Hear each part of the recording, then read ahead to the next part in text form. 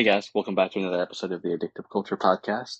Today we're going to continue talking about Balaam and Balak in the book of Numbers. This has been a series we've been going through recently, and we left off at chapter 29, and now we're going to go into chapters 30 and 31.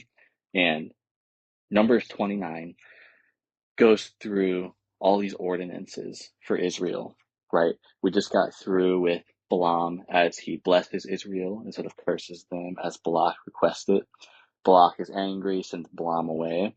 Well, then all these ordinances that Israel must follow. In 29, it says a long list of these ordinances and how they're to follow them and when they're to follow them. And then in 30, the bill just flips on us. Numbers 30 is very interesting, and it starts to go into the vows and pledges of women and their right when they're young, living with their fathers, when they're grown and they're married, and if their father or their husband denies or accepts. And we're starting to see all of these rights that come, and it comes in very stark contrast to everything that we've been reading to this point. I mean, Israel's just had their moral failure of sleeping with the Midianite women, and now we're seeing these ordinances for these women's rights that are coming in Israel, or their lack thereof in some contexts.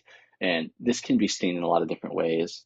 I mean, this can be seen as a blessing because in scripture we're told women are the weaker vessels, as Eve had her moral failure in the garden that led to the fall of man by tempting her husband. We could see this as a foreshadowing, perhaps, of some belief that, like, how God later offers salvation to the Gentiles. Now here he's focusing on reaching out, and he's developing rights for women who will eventually come in the New Testament and the New Covenant to have their own relationships with God that are not just necessarily filtered through their husbands. So that's another angle we can look at this on.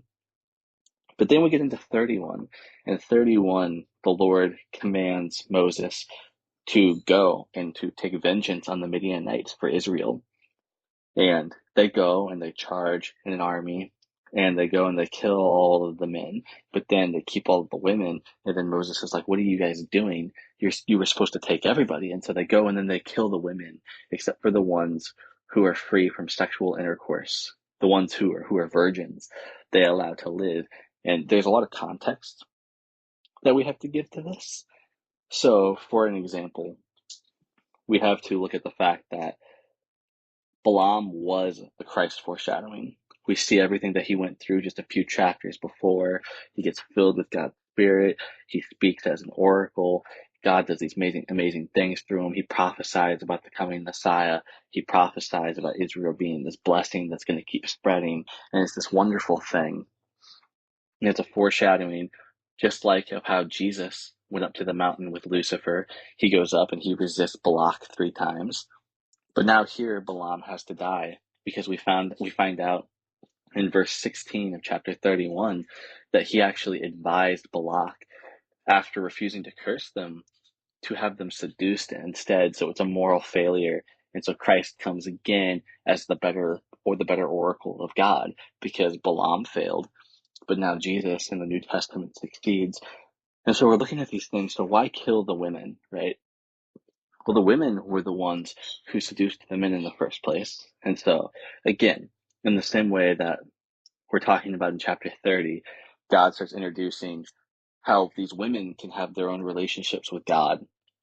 And we start to see the foundations of that. Well, now here in chapter 31, we're seeing that women are being held accountable. It's not just the men who need to be killed. It's the women who have, they've furthered that nation along in their sin now, and now they're responsible because they've attacked Israel. And so God has them wiped off too, but they take the virgins and they're allowed to marry Israelite husbands.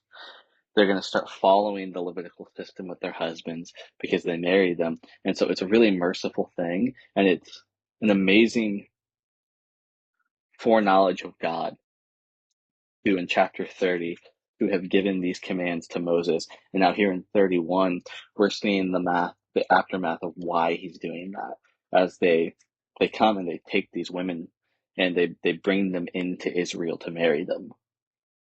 This is something that atheists would argue as cruel. as God takes these women for Israel. But Israel is being progressed as a nation. This is their chosen people. And we have to look at the prophecy, which Balaam speaks chapters earlier, about how Israel was like a blessing down by the waters. They're like aloes by the waterside. They're we get given these images of life giving to the world because God's trying to bring his redemptive story first through Israel, then to the Gentiles for the rest of the world. And this is just part of that as he gives them the land, which he promises them. And as people step against Israel, they have to be taken down because God's protecting the chosen people, but he's offering options for them to live. You look at the things that these surrounding nations were doing and how God then comes and he puts an end to these things because it's a blessing and not a curse from the Lord.